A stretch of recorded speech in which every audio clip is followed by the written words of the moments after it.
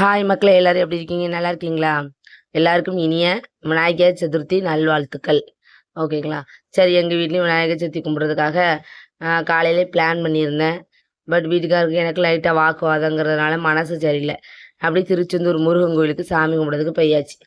முருகன் கோயிலேருந்து சின்ன விநாயகர் வாங்கிட்டு வரலான்னு பிளான் பண்ணி எல்லாமே பார்த்தாச்சு. விநாயகர் அங்கேருந்து இங்கே கொண்டு வர முடியாது, தூத்துக்குடிக்கு பஸ்ஸில் உடஞ்சிடக்கூடாதுன்னு சொல்லிட்டு வாங்கிட்டு வரல. சரி, அப்புறம் மதியம் ஒரு 2 மணிக்கு தான் திருச்செந்தூர்லேருந்து தூத்துக்குடிக்கு வந்தேன். வந்துட்டு வீடெல்லாம் சுத்தம் பண்ணிவிட்டு அதுக்கப்புறம் மார்க்கெட்டில் போய் பூ இலை சாமி கும்பிட்றதுக்கு தேவையான திங்ஸ்லாம் வாங்கிட்டு வர்றதுக்கு கரெக்டாக 8 மணி ஆயிட்டு மக்களே. சரி, ஓகே. எல்லா திங்ஸும் வாங்கிட்டு அப்படியே விநாயகர் கோயிலுக்கு விநாயகர் கும்பிட்றதுக்காக சிவன் கோயிலில் ஒரு விநாயகர் வாங்கியே ஆகணும் அப்படின்ட்டு இன்றைக்கி தான் மக்களே வாழ்க்கையிலே முதல் முறையாக விநாயகர் வாங்குறதுக்காக விநாயகருக்கு செலக்ட் பண்ணி இந்த கையில் வச்சுருக்கேன் பார்த்தீங்களா, இந்த விநாயகர் தான் வாங்கிட்டு வந்த மக்களே. எப்படி இருக்குது? நல்லா இருக்கா? கமெண்டில் சொல்லுங்கள். சரி, அடுத்து விநாயகருக்கு நெய்வேத்தியம் படைக்கிறதுக்காக டைம் ஆயிட்டு எல்லாம் செய்ய முடியாததால லட்டு வாங்கினேன் மக்களே.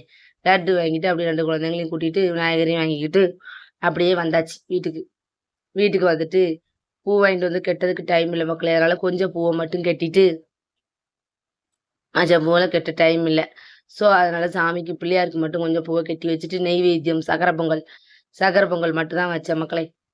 சக்கரை பொங்கலையும் வச்சு சாமிக்கு சக்கரை பொங்கல் லட்டு அது மட்டும் சாமிக்கு நெய்வேத்தியமாக வச்சு படைச்சி சாமிக்கு முடிஞ்ச அளவுக்கு என்னால் கும்பிட்டு வேண்டுதலை வச்சுக்கிட்டேன் மக்களே. இந்த உலகத்திலே முதல் கடவுள் விநாயகர் தான்.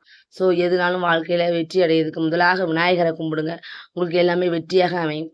அதனால தான் மக்களே நம்ம எந்த ஒரு திங்ஸ் வாங்க போகிறோம், மளிகை ஜாமான் வாங்க போகிறனாலும் அப்படிங்கிற முதல் எழுத்து விநாயகர் சொல்லியாக அதை போடுறோம். ஓகேங்களா? இதில் எங்களுக்கு தெரியாதா அப்படின்னு கேட்குறீங்களா? சரி, ஓகே, பரவாயில்ல. அடுத்து என்ன பண்ணலாம்?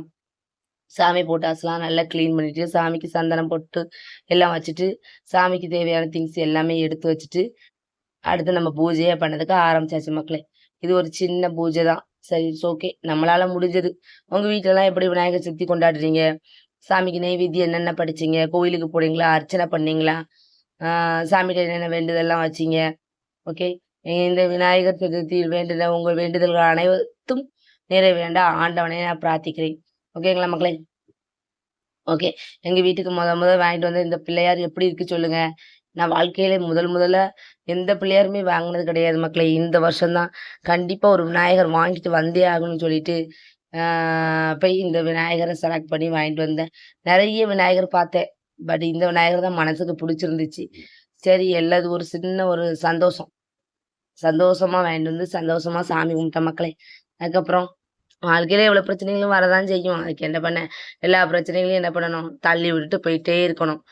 அடுத்து அடுத்து என்னன்னு எதனாலும் யோசிச்சுட்டு என்ன பண்ணணும், நம்ம இப்போ ஒரு பிரச்சனையில இருக்கோம் அப்படின்னா அந்த பிரச்சனையை நினச்சி கவலைப்பட்டுட்டு இருக்காம அந்த பிரச்சனையை என்ன பண்ணணும், தள்ளி விட்டுட்டு நம்ம அடுத்து செய்ய வேண்டிய வேலை என்ன, நம்ம வாழ்க்கையில முன்னேறதுக்கு வழி என்ன, அதை தான் பார்க்கணுமே தவிர நடந்து முடிஞ்ச பிரச்சனைகளை நினச்சி கவலைப்படக்கூடாதுன்ட்டு நான் என்ன பண்ணேன், நடந்து முடிஞ்ச பிரச்சனைகளை எதுவும் நினச்சி கவலைப்படாம தெய்வத்தை கும்பிடுவோம் அப்படின்னு சொல்லிட்டு எல்லா பிரச்சனைகளையும் தள்ளி வச்சுட்டு சாமிக்கு தேவையான திங்ஸ் எல்லாம் வாங்கிட்டு வந்து சாமி கும்பிட்ட மக்களே. பூஜை பண்ணி நான் பூஜை பண்ணுறது எப்படி இருக்குது, எங்கள் வீட்டில் இப்படி தான் மக்களே. சாமி ரூம்லாம் கிடையாது, சின்ன ரூம் தான்.